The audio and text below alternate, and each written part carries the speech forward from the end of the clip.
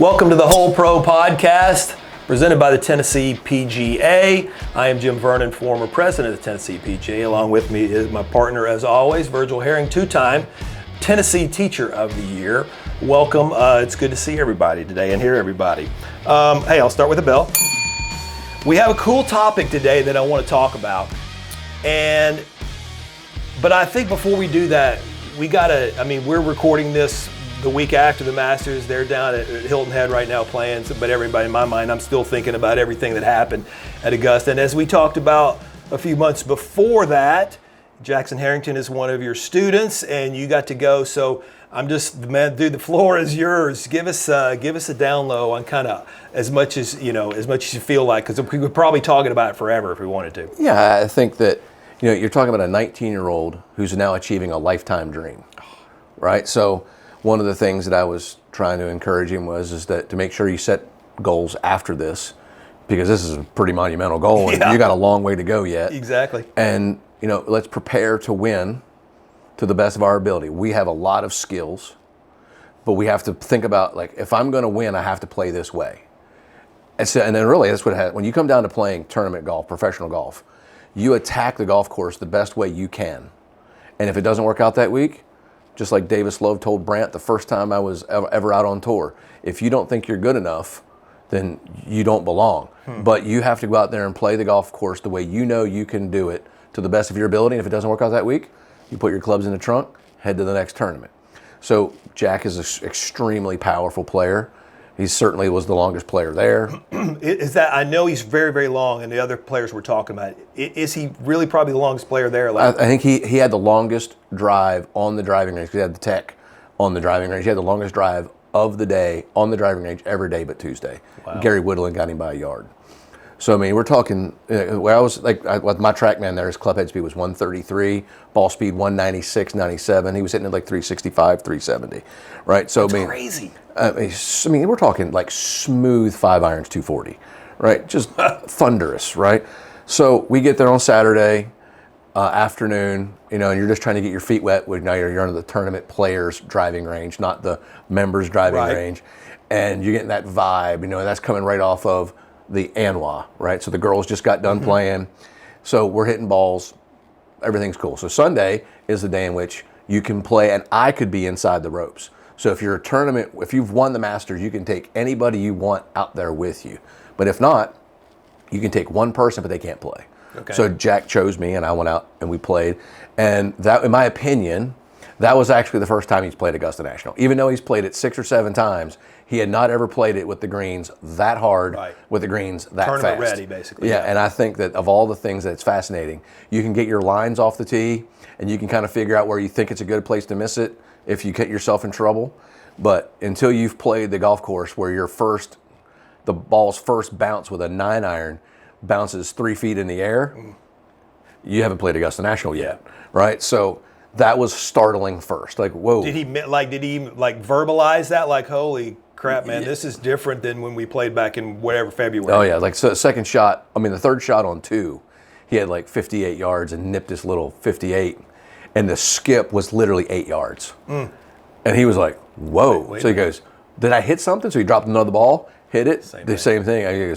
I'm like, welcome to Augusta. He goes, whoa, and it's very different. So we never know who you're going to run into and how it's going to go. So his locker was in between Dustin Johnson and Brooks Koepka. So he was nice. He was really hoping to get a practice round with Koepka, and he played the par 3 with Koepka. And did you all have to initiate that and ask? I assume. But yeah, but they were, the amateurs really cherished at Augusta National. Yeah, it's evident. Yeah, so Tommy Fleetwood was immediately like, yeah, I'll play with you. So we go out and play with Tommy Fleetwood, awesome guy. Yeah, same thing. And they wanted to help him. It's like, hey man, if you get yourself in trouble in this hole, short left, you can't play from right.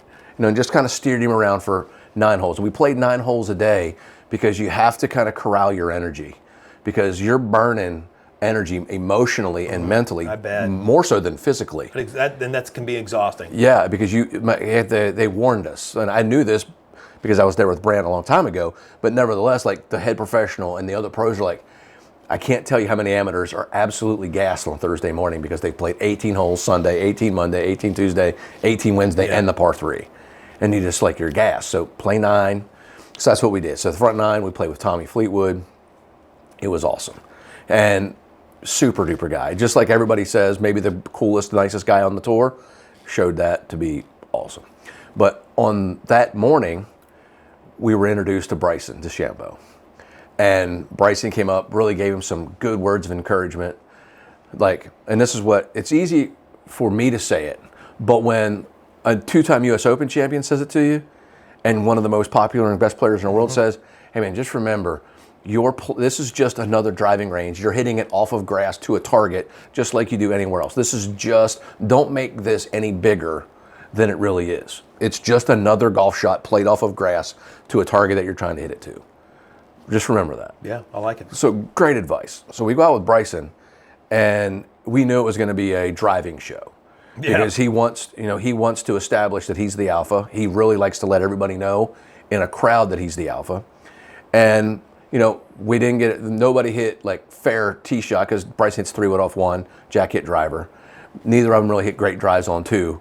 But on 3, Jack Wilson it by him by 20, and all of a sudden he's like, "Whoa, okay, what's your ball speed, young man?" And so it turned into. Did he ask him those kind of questions? Oh yeah, and Bryson's very thorough to the nth degree.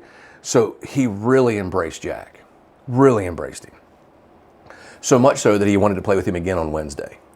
And that was also the first dose of, whoa. Like he played with 15,000 people in a practice round. Everybody wants to see Bryson. Yeah. And it turned into a driver show. I bet. So that was really awesome. So Wednesday again, they play. And Bryson had a tee time with, that was going to be special on ESPN with Kevin Hart being his caddy. So he only played through 15 and then he had to go. But Bryson really embraced Jack. And they're staying pretty close in contact going forward. So that was really cool. But at the end of it all, now you're getting ready for the real show. Yeah. But the par 3 tournament is unlike anything. Can everybody play in the par 3 tournament if you want to? Mm-hmm. That's right. So he plays with Fred Couples and Brooks Koepka. Right. So Freddie's there. He's the king of cool. Like if I could just somehow wake up 10% as cool as that dude. Don't we all want to be that dude? God, he's just so 100%. Cool. And then you got Brooks, who's there with his son, and you got this whole thing where you're 19, you don't have a kid, you don't have a wife, but Jack was awesome with it, and Koepka's kid was amazing, and Brooks was super nice, but Freddie was like easy street and cool, and they both poured into Jack, like, hey man, great, I see you got this. Just remember X, just remember Y. It's a process. Keep going. Was that surprising at all that they did, or just really just encouraging that this is really cool to see these guys pouring into a young man? Because like you say, the amateurs are celebrated there, and that is evident. So I love that. I think part of it's who Jack is, right? Okay. Jack's he's warm, he's not standoffish, he's welcoming, he's got a smile on his face. I think that invites people to want to be kind. Right, so he's not introverted. He's kind of extroverted, and he's open and he's kind of fun. So he that invites it. So we're 8. We find out we're 8:14 on Thursday. It's probably 41 degrees. You can tell it was cold, right? So we were getting loose, but I think that he was sweating.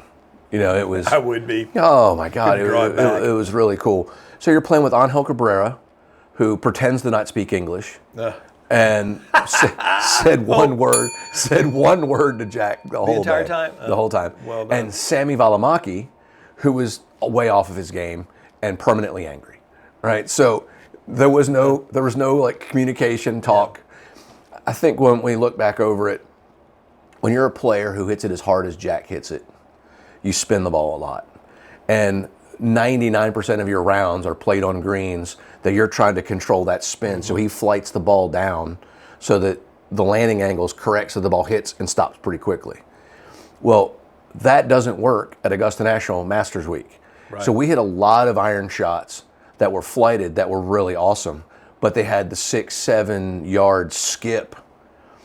And I think if we remember, especially in our era, Jack Nicklaus talked about how important it was to hit the ball so high at Augusta. Well, Jack hasn't hit that shot in years because if he hits that shot, it's zipping back off the green. Right. Sense. So he had to. I think the things that he learned is the level of adaptability that you have to have when the conditions change, you can't just go in there with one arrow in your quiver. Mm-hmm. You have to have a bunch of arrows.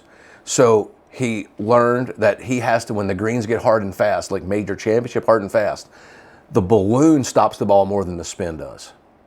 So he has to change his landing. So we spent a lot of time on Saturday getting used to setting up over shots and thinking about elevating. Yeah. So he went from, this is unbelievable, he was hitting his stock 8-iron at 83 feet in the air at 10,100 RPMs of spin. That is a ton of spin. I don't even know what would be typical. Like 8,000, okay. 78 to 82. So that's a speed. Yeah. Right? So he thought that that would be no good at 125 feet. Well, he started to get up to 125, 130 feet with the 8-iron, 8,000 RPMs of spin. Okay. So now he's like, oh, so if the higher I hit it, the less it's going to spin. I'm like, yes. No, golf teachers know that. Right. But tell a kid that who's been worried about spinning it so much, he doesn't. So that helped. And then another thing, which is one of the hallmarks of my teaching, is it really doesn't make a bit of difference what you want to do when it comes to ball flight until you're so nervous you can't hit your face with a glass of water. And then who are you? Right? So we've been working on fading the golf ball for years because of how far he hits it. We're trying to control the less than perfect shot so that it hits and stops. Okay. Well, what we found out is that he could not commit to the feels of a fade with that much pressure. Anybody that's played at any, relatively high level knows that when it gets crunch time, man, I got to go. What is my default? shot, man? What's the default? Yeah. So he's a drawer of the ball. So one of the help that really helped me and his caddy, who was a former tour winner, Derek Ernst, was like, oh, wow. So he started the process, okay, 172, Jack. It's 9-iron, we had a little cut 9-iron in there. And as he got set up, it went from a cut 9-iron, he started shuffling close, ball got back, and he started hitting trap draws. And he said, Virgil, we didn't hit one fade, except every shot he said he was going to hit when he took the club out of the bag was a fade. And I said, buddy, we got to stop trying to call ourselves a stock fader. Right. Because your default is like, I can't do that. What about the hook? And I said, well, we don't have to worry about the hook now like we did when we were 15. Your machine parts are awesome. And you don't mind being Rory, do you? Rory draws it all the time. Yeah. You think you could handle being like that? Or Bryson also draws it every time. He's like, oh, I never really thought about it that way. So when you put people into the oven and they get cooked, like it is maximum heat, you find out a lot about people, right? He's got the emotional capacity to handle, the central nervous system can handle the heat. Now we have to know that what's our default? Our default is we draw it. And if we find ourselves, and the next professional event he's going to play in is the U.S. Open at Shinnecock Hills, just as fast or faster greens with just as severe complexes, he is going to be way more prepared to play Shinnecock Hills because he just got done playing Augusta National. He's like, oh man, I got to bring it in way higher. And if I do that, and he's already proven it, that he can do it, now he's like, oh, I just didn't know. So now he can commit to that. And really what it comes down to is we eliminate 6-3 putts and 2 bad shots that cost him 5. Yeah. If you just make bogeys on those 2 holes instead of triple and a double, and you don't 3-putt, you're 3 under going into Saturday. Yeah. Right? And he didn't really make anything of note. Was he able to, and even you to a certain extent, I'm sure he's so hyper-focused, I don't want to play well and I want to do well. Was he able to take in, all the stuff? I mean, this sounds a little syrupy, but the majesty of the whole situation, or was he, I think oh my God, I can't look at all that right now because I'm just trying to make a par here. I think Monday through Wednesday, all of it, he took it in. I'm glad. Right. I think when it came down to business, the first hole was like, bright lights, big city. Like, whoa. And then he settled in, but I still think it was business because if you think about it, you're at this amateur opportunity. Is this going to be able to get me more exemptions onto the PGA Tour? Is this going to get me, an opportunity on a tour somewhere? So you're like, I want to deliver here because I don't have no idea what kind of platform I can find myself if I deliver here. Yeah. Right. So he ties for low am, which is incredible. And now he can see what that parlays into. And then he gets another crack at it at the U.S. Open, and then let's see what happens. Right. But at the end of the day, if you watch the people watch him hit the golf ball, he's a showstopper. Yeah, when you want to talk to me, the people that he played with and all that, how impressed they were with Jackson. And not only, I'm sure they told you guys, but just what they said, in their interviews with him after they played with him, was very complimentary. I thought Jackson handled himself really, really well, too. Well, and Chairman Ridley, in his speech on Wednesday, talked about the ball and how they're worried about. Yeah. And he said, everybody seems to be worried about Bryson DeChambeau, but did you see that Jackson Harrington kid? Oh, I missed that. So, yeah. he hit it. It was into the wind on 325 carry over the bunker, and it was like yawning as it went over the bunker. Most people you're not supposed to be able to fly it over that bunker. No, I mean, you're talking driver lob wedge on 5. Yeah. I mean, driver lob wedge on 5, what? That's crazy. And so that helped too, right? You get the chairman of Augusta National saying the reason why we're worried about rolling the ball back is because of Jackson Harrington. Whoa, thank you very much. And to some of this, I mean, he didn't make the cut or whatever, but he was tied for low end. That can parlay into some sponsor exemption stuff just because, and I think, I'm sure you would agree with me, his whole demeanor and personality, and I mean, even his nickname and all the stuff, I mean, there's a lot of things that he has going for him. I know it's got to be a great ride for both of you. Yeah, I think that who doesn't like somebody who absolutely bombs it? Yeah. And it doesn't look like he's bombing. Like Bryson looks like he's bombing it. Agreed. Right? It looks like vertebrae are flying. Yeah, I'm going to hurt myself. Yeah, Jack looks like he's just come off a nap. I know. And just bombs it. Yeah, so I think that's cool. And he carries himself well. So he's not that John Daly's a negative, but like John Daly comes with baggage. Right. Jackson Harrington doesn't. Right. And it's fun to watch. Bryson's fun to watch. Rory's fun to watch. Yeah. Why? Because they make it look easy, but it's so impressive. At the end of the day, he's 19 years old. He turns 20 this upcoming week, right? He's got a future ahead of him. There's this dance between striking while the iron's hot and not rushing. Yeah. There's where we're the dance. So, at the end of the day, he's the real deal.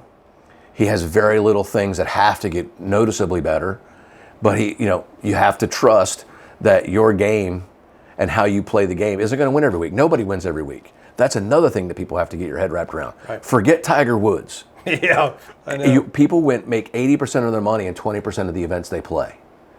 So what does that mean? You have to play, Jack would have to play bomb and gouge. You're going to bomb it every golf course, every day, all the time, because that gives you the best chance to win. And occasionally, everything is going to work, and you are going to boat race them. Mm-hmm.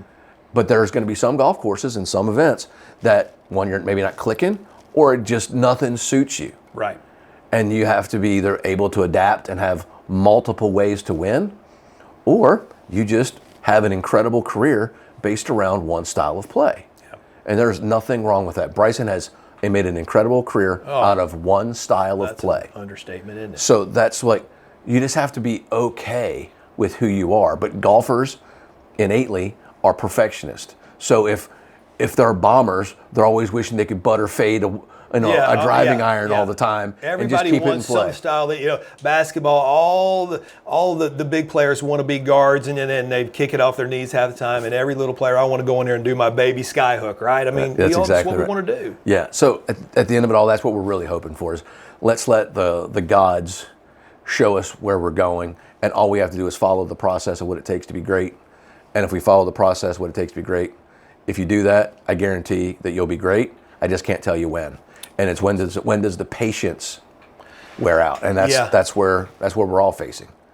So great. That's gonna be interesting to see what happens. That's good stuff, man. I appreciate that. I know we could talk about that for a long time. Let's talk a little bit about our topic here. We and I'm not sure exactly how to describe this topic, but when you and I talked to us a little bit earlier about, let's kick this around some, and I guess I would call it when. Or is there a time that you ever have to, quote unquote, fire a customer or client or a student? Mm-hmm. Okay, has that happened to you? What? And we'll start with you. You just, how did that process go? What happened? Do you think that there's no way I would ever, fire a client? So, your thoughts? Wow, that's a great question. So where I've drawn the line of the people that I've fired is when disrespect or my standard or principles of living are violated by somebody else's willingness to break them. Like if I put a line up and say, you're not going to talk to me that way, and then they do it anyway, at 26, if they were a wealthy client and they were going to buy 15 lessons, and I needed that, I've had to figure out how to navigate that. That's actually, I would encourage any young teacher who's being disrespected by a client, abort mission, because it isn't worth the torment. Well, I think it's important to know specifically for you that you work with players of all ability, but you work with a lot of really good young players, and we all know what the parents of good young players can be like. Yeah. So I'm guessing, and you tell me, is some of that firing or whatever ended up being because, and I know we're not going to name names, but because of a way the parent handled it, or was it the Always actual the student? See? Always the parent. parent. How often do we hear that? It's unbelievable, and I mean I have seen some absolute gems, Any that you can share in a way or without. I've seen a dad watch his son 3-putt, and then punch himself in the face 5 times and knock his glasses through the top of his eyelid, and watch blood come running down his face. The dad punched himself? Mm-hmm. I mean, but like, wow, white shirt completely red. Oh my God! I'm like, and what happened, sir? I don't know. Come on. I'm like, oh my God, really? Yeah, I mean, so usually there's a level of mental unwellness. There has to be something that's off where your son or daughter's performance is somehow indicative to who you are as a person that wrecks people. Yeah. And it is sad to watch. But I've recently had one that like a parent claim to know way more about the golf swing. Yeah, that's always my favorite. Than me. Yeah. And I'm like, and then it's my fault that he didn't win a golf tournament. He's getting worse. And then the end of it, I was like, well, here's where he was when he started. Here's the video. Here's where he is right now. My God, look how good that is. You've ruined my son. Oh, come on, man. So I'm like, well, thanks for coming out. Was that a short conversation, basically? Yeah. Oh, yeah. I mean, I assume that you didn't push back and like, what do it was basically, hey, look, man, if this is your attitude about this, I used to use that line a lot. It's probably not a good fit. Yeah. So I mean, it was it's about as nice as you can say it without get your ass out of here, right? Yeah. So I was just quickly adding up how much money I owed him back. Thanks for coming out, sir. Yeah. So, but I mean, if you talk about, let's say not golf teaching, but it's just the golf business. I really think it starts with where if you have a level of morals and standards that you uphold as either a mission statement for your company or who you are as a person, and somebody violates it, and then you tell them that this can't happen here, and then they do it anyway, that's fireable. It should be fireable immediately. But most people are so slave to the dollar. That they take on more than they should. And to me, the line in the sand is your standard/mission. People may do something, they may step on your toe. Didn't know that was a problem. Especially in the world we're talking about, or at least recent show, above the new age golfer. Mm-hmm. They don't have much golf history knowledge. So they may do something, like, oh shit, I didn't even know that. And then they'll usually acquiesce, like, oh, okay, yes sir, I won't do that anymore.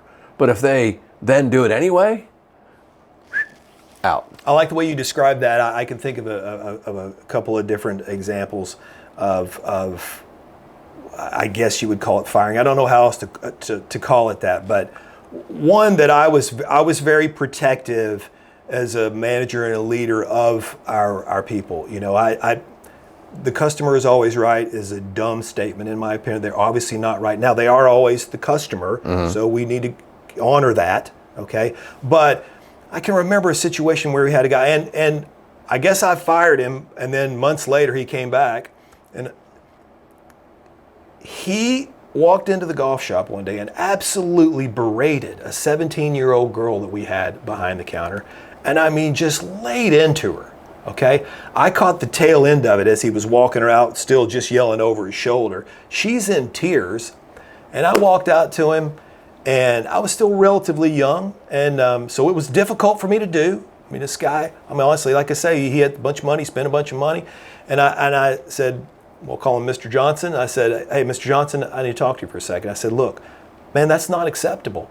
I said, okay, I don't care what you think's going on, whatever. I said, if you got, first of all, come to me, but that is never going to happen again. You are not welcome back on this property until you want to go apologize to that person that works for us. Well, he fired back at a bunch of stuff, and I did my best not to get fired up. And so he left. I heard from a guy that I worked with, one of our other pros that knew this guy too, and he said something to him, and he said, well, I can't stand that Jim Vernon guy. He was blah, blah, blah, blah, blah, whatever it was. My buddy, I'll love him to the death forever. He said, hey, look, man, if you can't get along with Jim Vernon, I don't know, you got more problems than I even know what to start talking about right ever. And the guy was like, what are you talking about? He's like, dude, I guarantee you, wasn't even there, and I'm giving all this blame to you. And it was months later that he came back. So I guess he got unfired. But so that's one part where you call whatever that line is that you don't want to cross. The other one that I can think of, obviously, is if there was something like theft or a situation like that where we had a guy that he could have bought the place, all right? I mean, spent tons of money with us. And somebody comes into my office one time, was working in the shop, and said, I think Mr. Johnson, everybody's Mr. Johnson on my examples, I'm pretty sure he just stole some sleeves of balls from us. I was like, what are you talking about? The guy can buy the place. He doesn't need to steal balls. He goes, I'm telling you, we got to go look at the recording. We had recently put in a camera. So we go back there and look at it, and I'll be damned. If he was leaning on, you can tell, I remembered the conversation. So I'm at one register, and I know one of our other guys, and he waits for both. I turned around to answer the phone. Our other guy turned around to look at something down on the driving range, and he went, the balls are in these little, slots, real quick. And I was like, you have got to be kidding me. All right, so in the next time in the next probably week, as I'm trying to figure out what I'm going to do there, I should have confronted him right that second, okay? And maybe actually by the time, that's false. By the time we looked at the tape, he had already played and gone, okay? I don't think we could look at it immediately. By chance, I'll never forget this. This was during the Sara Lee Classic. We'd had the shop completely changed differently, and it was moved around where we had all this extra merchandise in there for that. Well, somebody comes in and gets me and goes, you're not going to believe what I just saw on the camera. I was looking for something else because I was concerned about this guy, but wait till you see this. Here's our guy. He's standing right here in the shop, and then you see him kind of move over to here, and then he moves over to, I guess, the stuff that he wanted. You can see him trying to look up. I'm guessing, am I outside of the camera view? And then boom, boom, with two sweatshirts, okay? So this was difficult, I will say, because he was a semi-regular, okay? He played with a bunch of guys who were very res. He goes from right there down to the first tee to start playing. This is actually maybe the 2 or 3 days before the week of the tournament. So we're just, that's why everything's still set up, and we're allowing clay to play. So they want to play when the golf court's in that kind of shape too.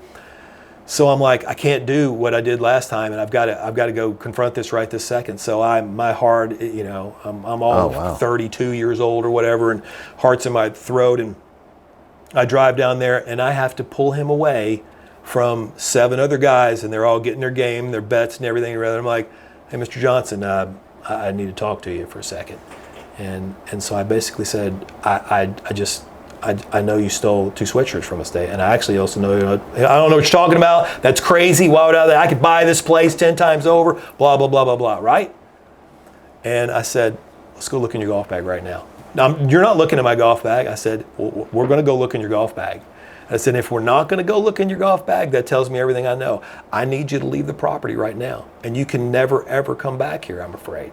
And anybody that knows me, that is so opposite of how Jim Vernon operates in the world. I want to a fault to give everybody every benefit of the doubt in every way that I possibly can. And so it was really, really hard for me and to do that, but never came back. I mean, that was, I don't know how many years ago. Never again, man. It was tough. Confrontation is a challenge. Wow. And that's almost worthy of another show, to be quite honest. That's good. A mental note. Because I think that, if you aren't willing to confront wrong, then you're wronging yourself. But most people are afraid of confrontation, especially in the world we live in today where crazy happens in confrontation. Yeah. But learning how to handle confrontation is a pretty unique challenge. It's that time though, Jim, where you get to throw out the movie quote. Tell me, where are we going? Where are we finishing? All right, I said before that I've got so many quotes that I'm afraid I'm repeating it, so I've had to resort to writing them down, okay? This is a good one. Okay? This is, I think it might be hard for people too, but this is a fantastic movie if you don't know it. Name the movie that this quote is from, all right? What's the most you've ever lost on a coin toss?